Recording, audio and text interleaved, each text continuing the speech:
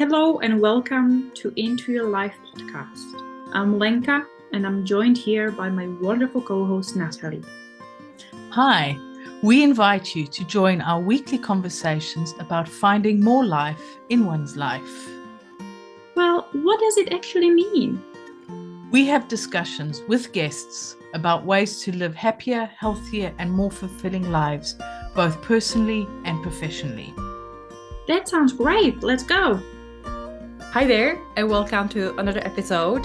Today we have a fascinating, beautiful guest here with us. We have Rachel Harvey, who's a mindset and transformation coach. But her journey, her experience, her wealth of knowledge, the depth and width of insights and experiences that she had is absolutely incredible. I don't want to be here reading her bio and not doing any justice to the amazing person that she is. So I would love to welcome you, Rachel, here and give you the opportunity to tell us a little bit about who you are and what you do and what brought you here today. Thank you. And thank you both very much for inviting me on your podcast. I was so excited. So what can I share? Like you said, I've got quite a sort of huge and varied background and story to, what I've done, what I've been through, which has really contributed to where I am now. So I guess I'll start at the beginning. So I was a model on and off for about 10 years. And that was my first sort of long-term career or job, I guess you could call it. And also at being self-employed. When I look back, I've actually been self-employed for the majority of my working life because as a model, you obviously work with an agency. And so, you are your own business.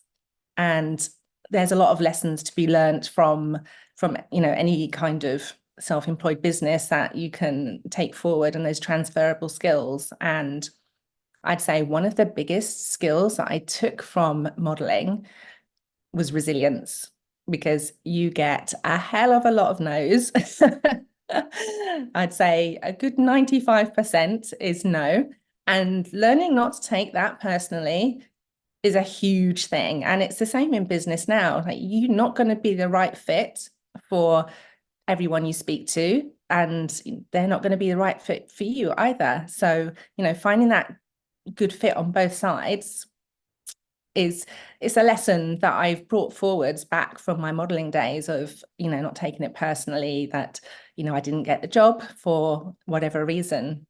So building up that resilience and, strength and self-belief is something that I started quite a long time ago.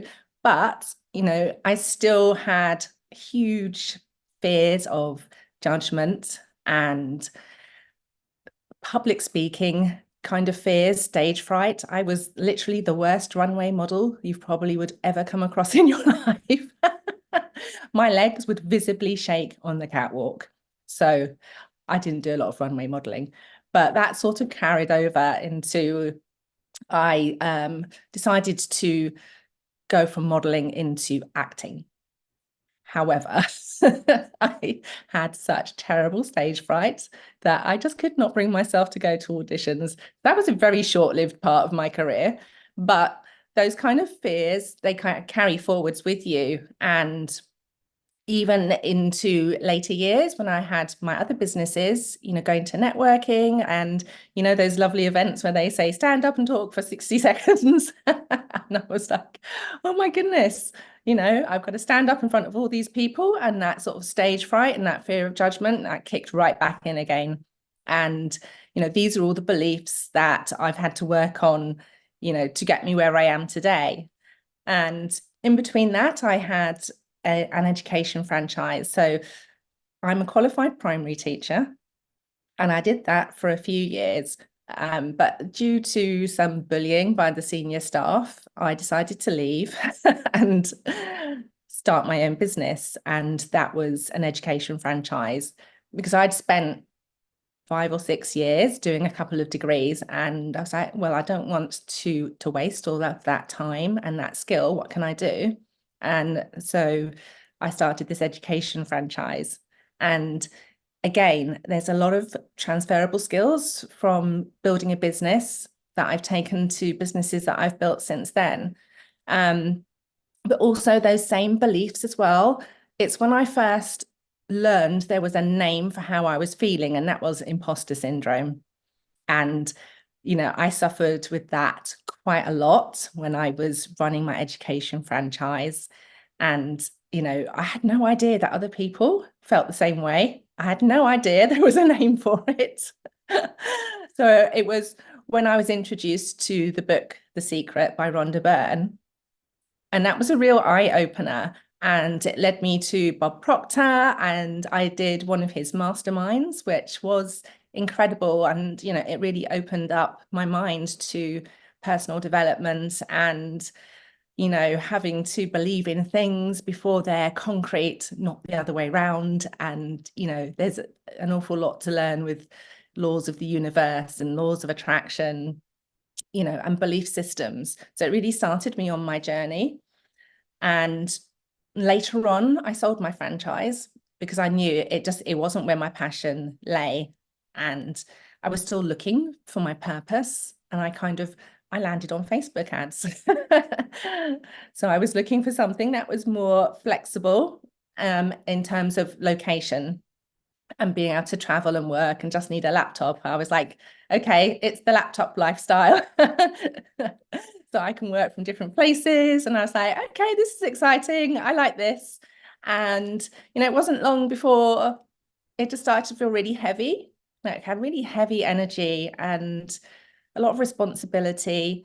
And I was like, this isn't it. It's not it. I worked with some lovely people. I also had some clients that had some, not good boundaries. And again, I had to look inward at that because I was not placing strong enough boundaries in place for clients, or not attracting the right fit clients. So, it's all a journey of awareness, I think. And, for me, that's the key, is you start with the awareness. And once you have the awareness, and you can start to be curious and have a think about, where these beliefs and stories that you're telling yourself are coming from. And it was at this sort of point, I guess it was my turning point of where I was doing Facebook ads, but not enjoying it, needing more clients, but not wanting them, and creating massive energetic conflict within myself, so that I did end up with no clients. And, that's a problem. And then, I was basically sitting on my bed, crying tears, feeling a bit rock bottom and not knowing what to do with myself. And then the irony of this is not lost on me, but I saw a Facebook ad. And the Facebook ad was all about a modality that uses the subconscious to shift your beliefs. And I was like, okay, that's intriguing. Let me find out, what this is all about. And, I went along to the masterclass, and I was like, oh my gosh, this is it. It felt like the missing puzzle piece. And I know, we need that internal, not external kind of input and validation. But it showed me that there was another way. There was a way that I could change how I was feeling inside. I could change the stories I was telling myself. I could change the beliefs that were at the root cause of these stories, the reason that I had this inner conflict, the heavy energy. And so I trained in this modality, and I worked on myself a lot. I was only going to do it just to help heal myself. I never actually had any intention of creating a business from it. But once I started to heal myself, I was like, why would I keep this from other people? Like, this is truly amazing. And I need to help other people who are where I was, that need that help to, change their outer world by changing their inner world first. So it felt like a real turning point for me. And so that's, the long story short of how I got to where I am now, working with mindset and transformation. Wow, where do we even start? And I think, there's so many modalities, and every modality will fit someone else. And, you said it that you tried and trained and explored from meditation, affirmations, EFT, be this, try everything, and then landed on a couple that seemed to really work for you, really resonated, really made an impact. You learned, and I think it's a combination of all of it, because you just cannot unlearn what you've already learned. And I know that you're also still seeking and exploring and trying new things. And one of the things that intrigued me as well is the future, is the new things that you're adding into the mix. And I think one of them specifically is human design, which I'm like, sounds pretty cool. What is that? Tell me more about it, please. Yeah, so human design, I love human design. I have been collecting sort of energetic modalities since I first started with the subconscious work, and it's all really exciting, and each thing brings something new to my toolkit of, how I can help people.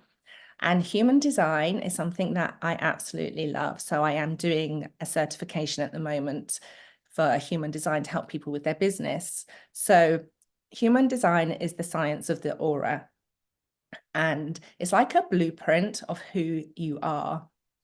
And you get your human design type and authority from your place of birth and date of birth and time of birth. And so that gives you like a completely individual body graph, which shows you where you have centers that are defined and undefined, and gates where you have energy and channels of energy. So there's a lot to it, but it's basically, the science of your aura. So with that, what I find really exciting about that is it's a way of integrating what I already do with helping people with their subconscious beliefs. It's a way of seeing where it can be likely that you've got conditioning, where you've layered up those beliefs, will all be in your human design chart. So it's a really good way to find a starting point, actually, of where to look for the deconditioning that you can do that will help you. So it's really meant to be empowering as well. Oftentimes it seems that people come across human design and they're immediately told, oh, you can be disempowered here, there, and, and it feels like something that's kind of taking away people's empowerment, but it's not supposed to be like that. They're only indicators of where there could be conditioning, and that's where the wisdom lies. It's like, here's something that I've come here to work on. So it's really all about empowering people.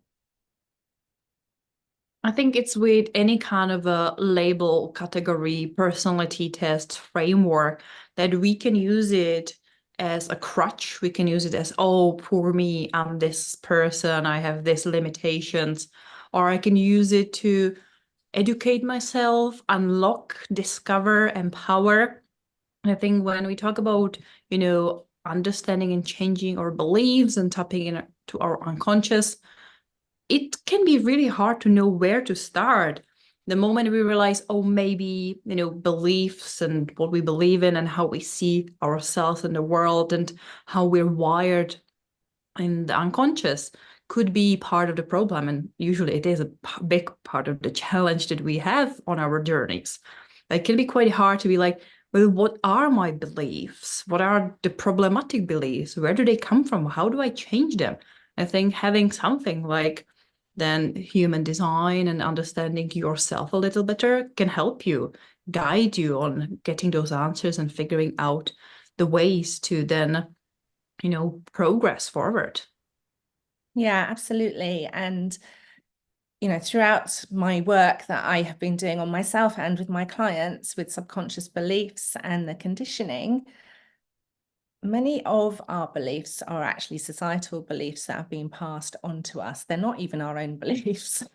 So, it's having an awareness of where have these beliefs come from. And quite oftentimes, I find with money in particular, money and working hard, those kind of beliefs in general terms have really been passed down from generations where you probably did have to work really hard. There were times in our history after world wars and things like that when people had to work hard to rebuild and things were scarce.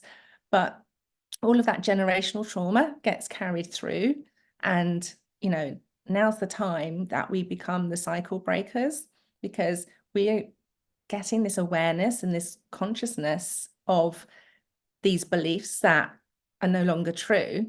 And when we know that and we can break those beliefs, it means that we don't have to carry those through to the next generations. And also, the more aware we are of the power of our words and how they form beliefs for others, because if you think back to your childhood, a lot of how you feel now is based on those small traumas of somebody shouting at you or saying something unkind, and the conditioning of that happening again and you taking on those beliefs. And so when you have that awareness, the way you speak to other people and children in particular, completely changes, and they don't have to grow up with those same self-esteem issues that we have, and the lack of self-worth and self-love, which is often at the root cause of why we feel like we feel. So yeah, and it's an exciting time to think that we can make these changes for the generations coming through. And yeah, it all starts with that awareness, and human design is really, really good for showing you all the ways that you can really embody what your design is to feel the most amount of alignment and feel really lit up with what you're doing in life. Can be from personal or business perspective. It doesn't just have to be business, but it's about really finding your joy and what lights you up and using your human design strategy to help you with that.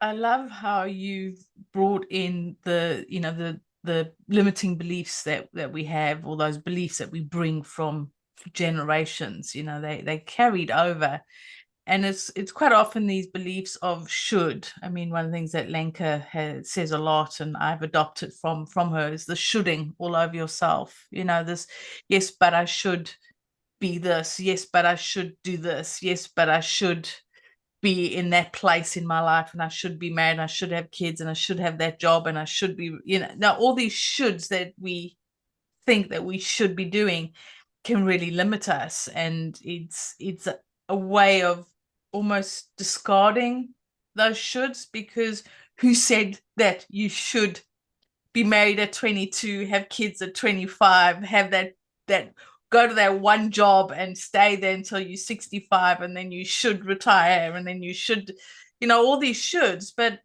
who says that? Where does that come from? And like you said, it does come from our past. I mean, it's also the whole beliefs around money, or as you mentioned, hard work.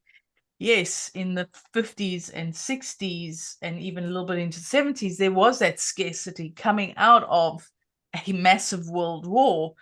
But if we look now, if we really look down in what is available, there is no scarcity. It's the belief that there's scarcity. It's the belief that there's nothing there. But if you really look, it's there. You just got to find it. And so it's digging deep into your beliefs. It's digging deeper into who said it. Why do I believe this about myself? Or why do I believe there's scarcity? Why do I believe that I'm not good enough? Or why do I believe that person's better than me? That imposter, that imposter syndrome that I think majority of business owners experience more than once in their careers. But it's where does that come from? It's really it's almost like digging deeper, digging into what it is. And it sounds like this the human designs that you're doing is a way to dig into that. It's like, yeah, but why do you believe that? Where's that coming from? What's the shoulding that you're doing?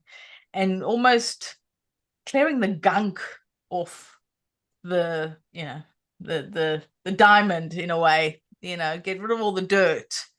And then there's that diamond in there, which is the truth, which is the real you, not all that crap that surrounds the diamond. I mean, if you look at a diamond, it doesn't necessarily look like a diamond until you take all the stuff away. So I love how you've, you know, been talking about the human design and, you know, really starting to dig into who people are, who your clients are, and that's amazing. But one thing I just want to flip back a little bit, and you said something over and over again which really sort of got into my brain. I'm like, yes, this is so obvious, but yet we don't think about it, is these transferable skills that you talked about. You talked about going, you know, you think, okay, you're going from modeling, tried the acting, to teaching. Well, what do they have in common? How can you do one and then do the other one? And then you started doing your other businesses, then you did Facebook ads. I mean, if you think Facebook ads are modeling, okay, where is what the two have in common? Maybe social media, but that's about it. But the thing is, it's those transferable skills. And quite often when I talk to people about starting up a business, or they think about it, is I don't have any skills.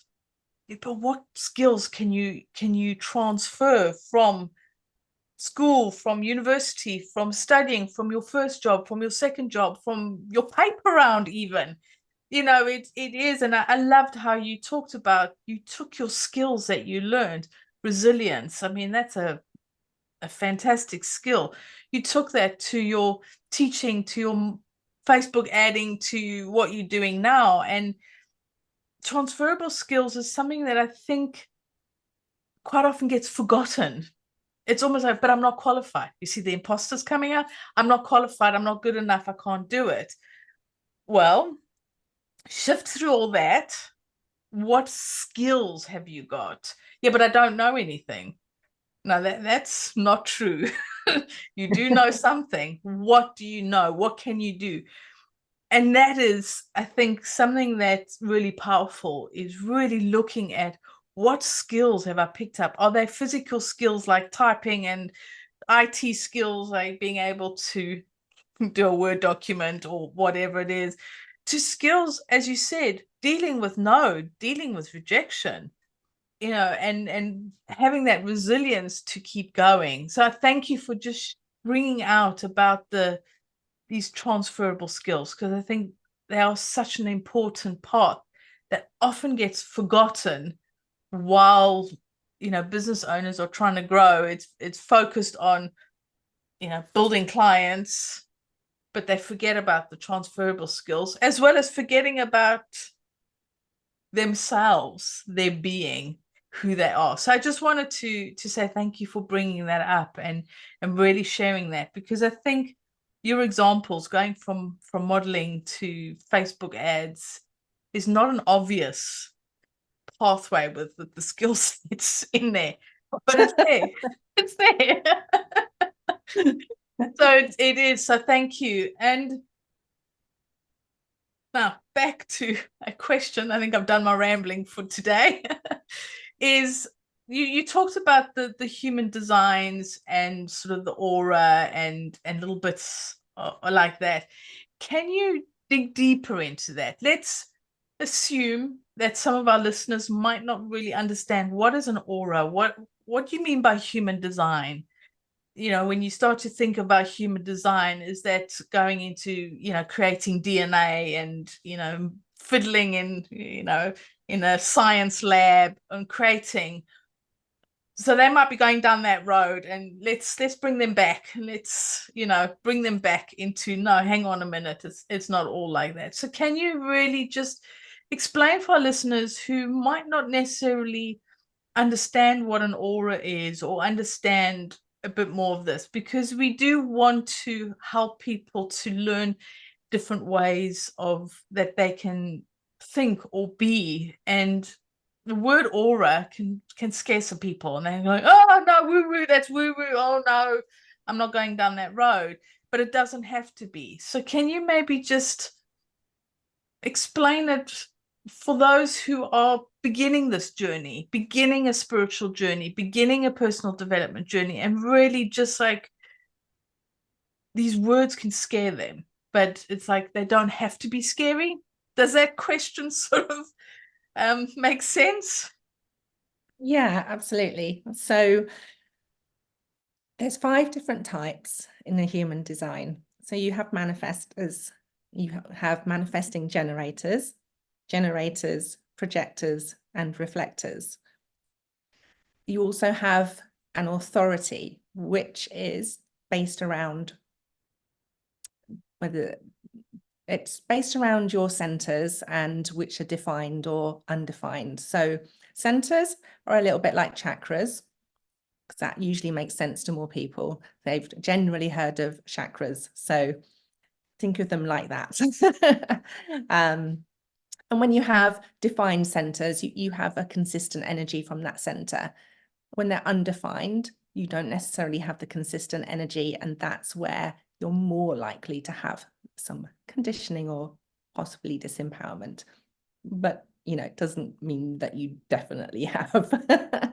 And so your type and authority really it's about how you be, basically, and where you make your decisions from, and how you make your decisions, how you know when you're in alignment with yourself and what you're doing, and when you're out of alignment by the way that you feel. So depending which type you are, you'll make decisions in a different way. So for example, I'm a generator. So generators were like the workhorses previously. And the manifestors, as you might imagine, you know, they're about coming up with all the ideas and informing people, and the generators came along and did the work. So there's a legacy of people pleasing involved with generators, which, you know I've identified with a lot and worked on a lot. So for instance, generators make decisions from their sacral. So for me, it's if I get a response from my sacral, it's a yes. If I don't, it's a no. So it's a way of making decisions, and each type has a different way of making that decision. And when I'm in alignment with something and I feel all lit up and fizzy in my sacral, it makes generators really kind of magnetic and sparkly. So we have a sort of battery pack of energy because we were the workers. And, having movement really sort of powers that up and makes the sparkly generator magnetic. So for each type, there's this decision-making process, and there's also the added element of what authority type you are. So, for example, I'm an emotional generator, which means I have this emotional wave that I have to take into consideration when I make decisions to make sure that I'm not at the top or the bottom of a wave. So I wait 24 hours, and if I still feel the same way, I know that's a yes. So each authority has that nuance on top of their type for decision making and what makes you lit up. And if you follow this process, then you will find yourself, in alignment with what you're doing and what excites you and what brings you joy. And when you're out of alignment, you'll really know for your type. So for me as a generator, when I'm out of alignment, it's frustration. And I even find myself saying out loud sometimes, oh my God, I'm so frustrated. And then I know that I have not been making decisions from my sacral. And with all of the conditioning that we've talked about and societal beliefs, we've been brought up to be in our heads, and we get stuck in our heads a lot. And we need to come back into our bodies and, make those decisions from what lights us up and stop overthinking things. So, that is something that I've had to work on a lot. So getting myself out of my head and not trying to make decisions from a logical place or get stuck in that kind of masculine energy of I must do more, push, push, push. Because then again, it kind of knocks you out of alignment because you're not doing it from a place of being lit up or enjoying it. And you know, life's about enjoying the journey, isn't it? And if we keep putting conditions on our happiness, I'll be happy when I've made 10K a month. I'll be happy when I live in this house. I'll be happy when I drive that car. I'll be happy when I have these holidays. I'll be happy when I can buy this, do that. You know, it's like dangling a carrot in front of a donkey, isn't it? And it just keeps moving. And even though you might grab the carrot every now and again, you don't stop long enough to even enjoy it before you're on to the next thing. So, you know, part of the deconditioning for me with the societal beliefs and everything that's been layered on is about trying to bring myself back to enjoy the journey and celebrate the wins, big and small, and, you know, not just keep trying to push forward all the time. And like you said, abundance is all around us, but, you know, if from all the conditioning, we've been living in fear a lot of the time, and you see it on the news and the press talking about scarcity and lack of this and lack of that, you know, and it takes a toll, and you start to believe it, and you look around and you're focused on what you haven't got rather than what you have got.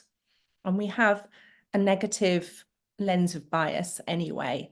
And so trying to focus on the abundance that's already in your life, whether that's the beautiful nature outside, you know, the third world comforts that you have, your family, your friends, your pets. I can see one in the background.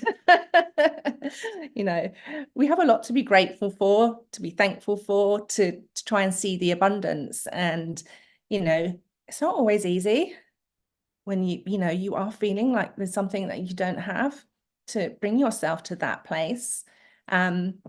But it's definitely something to work on. And again, it ties in with changing your subconscious beliefs, which will change your lens of perspective and start to, you know, redress the balance on that negativity. If you can train yourself to look for the positives. I keep an evidence journal, by the way, of what's working. So handy tip for other people, because the more you write down and look at what's working for you, the more you're going to look for those positives instead of thinking about what's not working. So I find that really, really helpful. That is a great tip. Thank you for that. And one of the things that came to my mind, I know Lenka mentioned it earlier, you know, it's very easy to label yourself and then be stuck in that label. But it sounds like, you know, what the human design does is it gives you almost a direction. And it's saying, okay, you know, like for yourself, you were an emotional generator, but it then allows you to find the ways that work. So instead of I think most things have, you know, the positive and negative, or there's two sides to coins, a yin and a yang, but it's finding a way to, okay, this is essentially a label. What can I do with it? How can I use it to my benefit? I mean, I like to label myself as an introvert, and I do have two choices. Do I allow it to handicap me, to, you know, stop me from doing something because it's so easy to say, I can't do it, I'm an introvert? Or is it, okay, I'm an introvert, what can I do to help me or to move me forward, or can use it as a strength or a challenge instead of as a weakness, as a way of making excuses, I guess. And I think labels are really popular at the moment. I mean, you can find a label for anything, and if you don't find one that suits you, you can make one up even. You know, it just seems to be that we have to put these labels on ourselves in order to give ourselves an excuse to just stay where we are. And one thing that I'm getting from what you're saying is that with the, you know, working with human design and working with a way of knowing who you are, knowing a little bit about yourself is it enables you or empowers you. I think this is the words that you've been using. It empowers you to really take those, and as you said, wait 24 hours before you make a decision. Little Missy impatience here is going, what? 24 hours? Are you kidding me? But yeah, it is. I've heard that so many times. Somebody has said, I'll wait 24 hours before I respond to certain emails so that I'm not responding in emotion and I have time to actually, clear my head or clear whatever it is so that I can give a decent response, and instead of just like, why'd you send me this email? And I have noticed that within myself, sometimes giving yourself that space helps.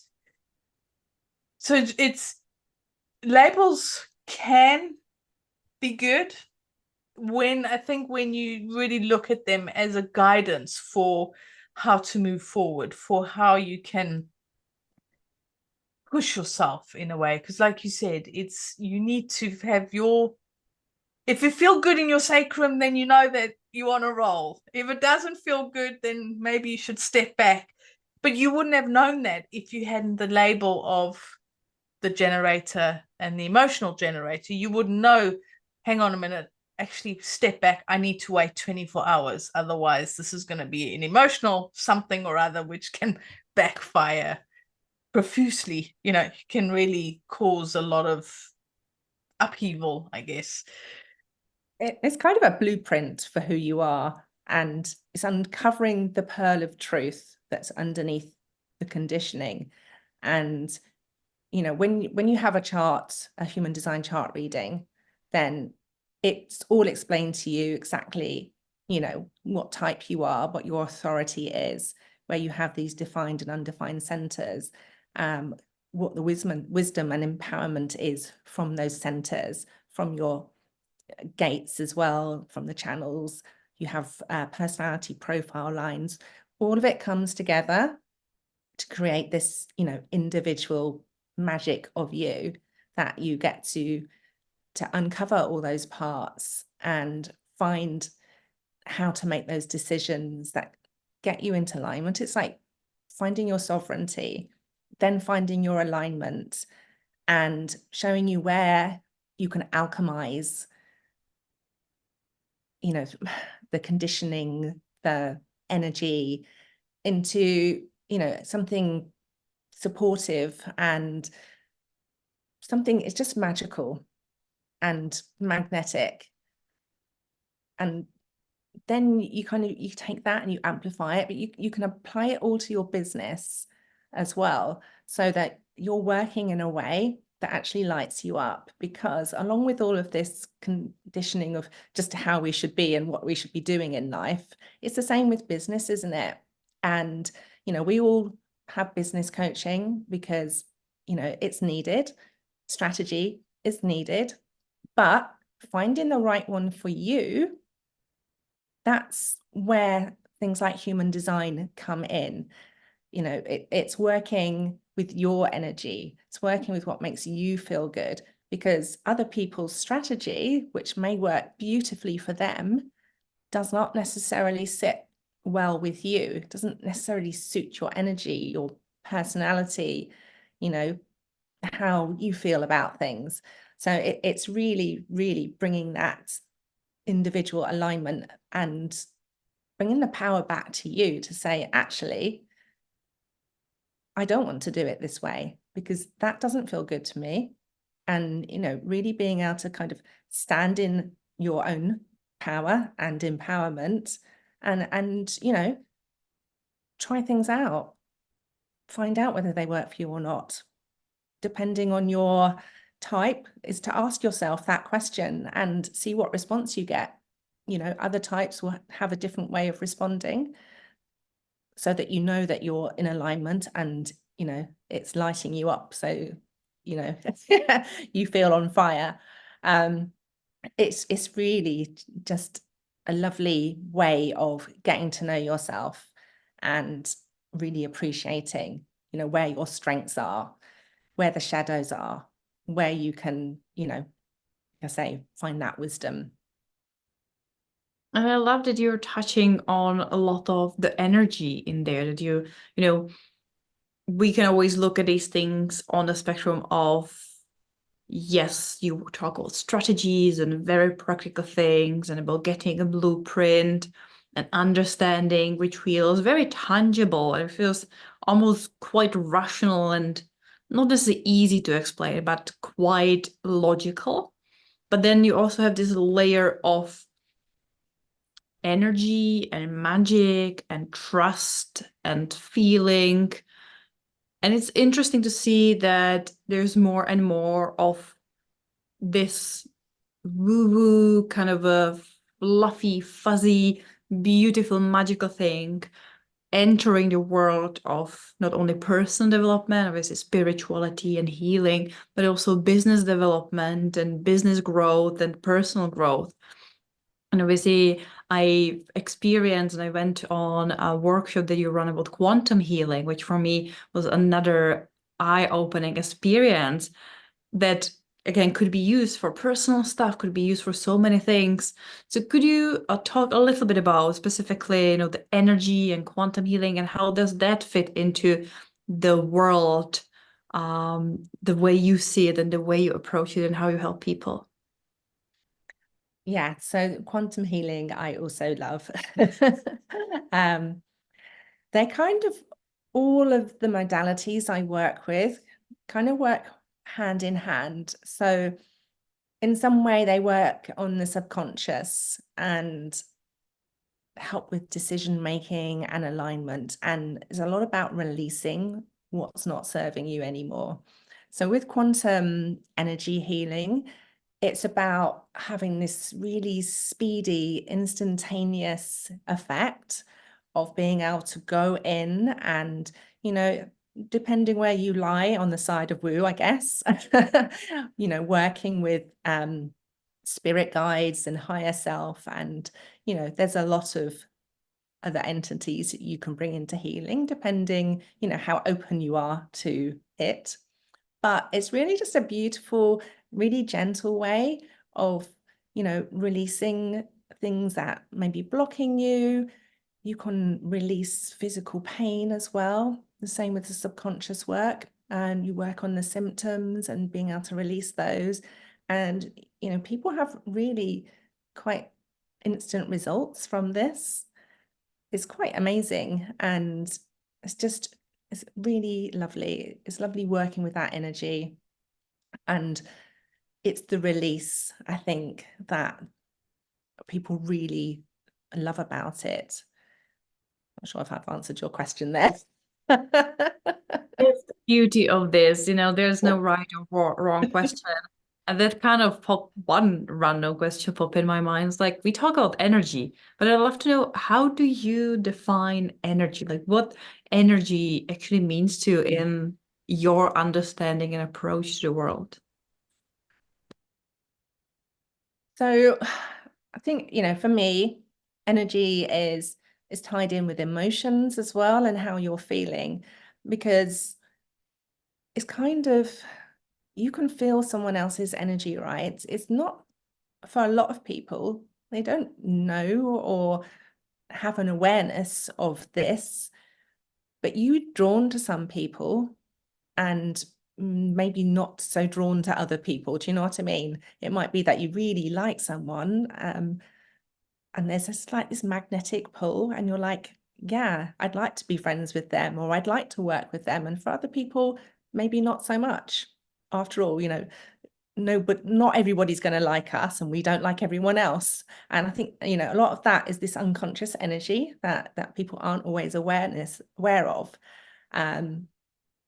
So that's, for me, it's just like this unseen sort of connection between people of, your energies either kind of gel and are attracted to each other, or, perhaps repelled. But also it's about, the state of how you're feeling. So if you're feeling quite low emotionally, your energy might be denser and heavier, and that's probably not the best time to be trying to connect with other people, but you can change your energy state. So for me, a really quick and easy way to do that is to put on a song like that's really uplifting for you and just dance around your kitchen or go out and have a walk and get yourself in nature, do a bit of grounding, you know, bare feet on the grass or the beach if you happen to live by the sea. Just ways to quickly kind of change your energy state, because there's no good or bad emotions as such. You know, we're here for the human experience, and that is to feel all of the emotions. Some of them are more low frequency than others, and when we're in a low frequency energy state, emotional state, we want to kind of feel that and move it on, let it go, and get rid of that sort of stagnant energy. And I quite liked Qigong for that. I find that's a really good way, a bit like Tai Chi, I guess, of moving energy through you. But yeah, it's not to say that it's bad, that we shouldn't be feeling these emotions. There's the should again. You know, we're going to feel the emotions. It's having that ability to move them through. You know, once you've had a think and got curious about why you're feeling that way, because again, that can be something that you might need to work on or something you just might need to let go. It's having tools, which I feel that I have now got, that I'm able to move through these more quickly and understand what they are and why I'm having them. It used to be that I would go on a downward spiral and it could last days, weeks, months. And, you know, I feel really lucky now that I do have these tools that mean I don't go in these downward spirals for long periods of time, that it's more, you know, within the day, I've been able to change my state, you know, if not immediately. It's amazing how really important it is to learn how to let go. And I think a big part of it is learn or get more aware of our attachment to the outcome. I think specifically if you didn't talk about working with people in business, which is very much outcome driven. We have return on investment everywhere, and we have KPIs everywhere, and we have profits, and we have goals, and we have all sorts of very rigid outcome driven concepts. And yes, of course, we need those. We can't just run the business willy-nilly without considering the money and without considering any of the strategies that we need. And I think part of the challenge for lots of people is to let go and allow the process to happen the way it needs to happen, and for them to go through the steps that they need to go through without the attachment to outcome. So what advice do you have to people? How do you work with people who may need a little bit of this, be it reassurance, being empowerment, being, you know, guidance on how to let go? It's about coming from a place of neutrality.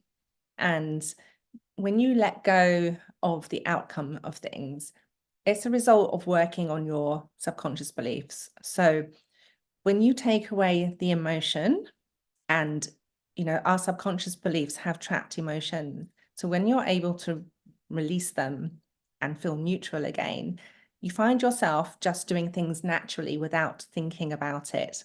And so you don't have that emotional attachment to the outcome. And quite often, having done subconscious work, people might think, well, hang on, I don't feel any different. But when they look back and then realize that they're actually doing the actions, the tasks, the things that they weren't doing previously, or they were doing with great difficulty and, you know, worry and negativity, and they realize that they're just doing these things without thinking about it, that's when they've got to this place of neutrality. And, you know, it's a big aha moment. It's like, yes, okay, now I realize, you know, what I've been able to do and achieve is it's incredible, actually, to be able to come from that place of not worrying about the outcome, of just letting it go, surrendering, trusting your instinct, all of these things, you know, really happen from that place of letting go and finding that neutrality. You've given so much, or so many, you know, tips and advice, and, you know, but we always like to get more. We're never happy with what we get. We always want more. And this is the space that we ask our guests to share either, you know, sort of a top 2 or 3 tips, or some advice, or a how-to, or even, is there something that you would like to share that we haven't asked?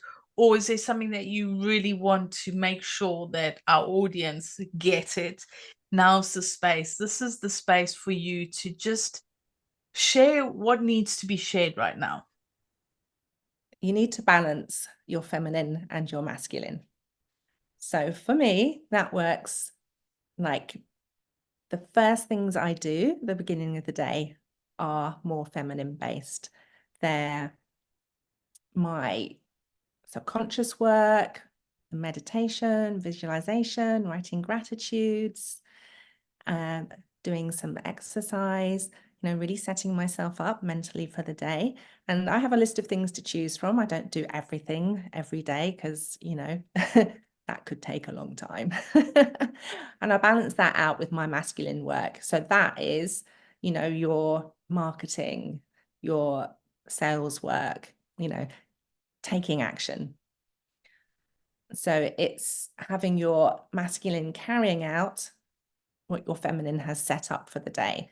So those two, when they're balanced, you know, that creates that alignment and that ease and that flow that we're generally all looking for in our business. And then my tips on how to deal with some of the subconscious beliefs that come up. So without going in and subconsciously rewiring them, these are some starting points. The first is, you know, when you start to feel low or anxious, or I don't know enough, I'm not good enough, when the imposter starts to raise its head, or you're procrastinating over something, you know, there's an underlying story that you're telling yourself. So what are you telling yourself? When you've identified what you're telling yourself, is it really true? Because it probably isn't. It's your subconscious at work. It's trying to keep you safe. It's trying to stop you from being put in a position where previously, you know, this belief was formed. But mostly it's just not going to be true. So have a think about that. What are you know, what stories are you telling yourself? Can you separate the fact from the fiction? And then I think it's quite a common tip probably, but go and read those testimonials. Have a look at some nice words that a friend said about you. Just, you know, keep a bank of these things that you can look back on, you know, to help raise your vibe. And then if you need an energy change of a state, put that music on, that one that you love to dance to. Just fling yourself about your kitchen for 5 minutes. It really works. If you need to up your energy, you know, before you get on a call, put that music on, have that dance. So those are my sort of tips that I use on the daily. So feminine, masculine, bit of both to balance. Ask yourself, are those stories true? You know, would you say that to your friend? Those unkind things that you're saying to yourself. And, you know, affirmations are great. They work better if you believe them. So if you've done that work and you believe the affirmations, say the affirmations, stick them up on post-its around your house in all sorts of places. The more you look at them, the better. And one last tip, visualization is really good because your subconscious doesn't know the difference between what is real and what isn't. So the more you visualize something in great detail, including really adding in the feelings and emotion, your subconscious is going to feel like you've already done it. And then that neutrality comes in and it's a lot easier for you to do what it is that you're visualizing about. Some fantastic tips and advice. So you see, we always get more. This is why we do it. And one of the songs that I really like, it's an old one, is it's Centerfield or Put Me in Coach by John Fogerty. It's an old country music, but it has such a good beat, and I don't know, it's such a positive song that it's good for me. So if anybody's doesn't have a clue what song to use, try that one. It is an old country song, but I'm a country fan, so thank you for that. Really appreciate those tips. They are really good, and like you said, this is something people have most probably heard before, but repetition is really good, and we love it when our guests sort of repeat stuff, and that, because we learn through repetition. So if our audience is listening to different people sharing similar advice, something will go in. So thank you so much. Now, if somebody's listening and thinking, I need to speak to this lady, I need to know more about human design or quantum healing or anything that you've spoken about today, or even maybe what you haven't spoken about, how can people find you? How can they connect with you? So I hang out on LinkedIn. So I would love any of you to come and connect with me on LinkedIn. And yeah, happy to have chats in the DMs and just build relationships and connections. And I think, that's what it's all about, isn't it? Is creating connections with people. So come find me on LinkedIn. Definitely. And we will put all your links, website and everything on in the descriptions, so that people can connect with you. And I just want to say thank you so much for sharing your time, showing your energy, your gold nuggets and wisdom with us today. We really appreciate having you come in from a cold and grey English spring day, and Lenka is lovely in the sunshine, but that's the way it goes. So thank you so much for sharing with us. And for our listeners, what have you got from today? Has this inspired you to look deeper into who you are, to start to learn more about your human design? Is this something that you're thinking, oh, I don't know, I'm not so sure, this is going too much woo-woo?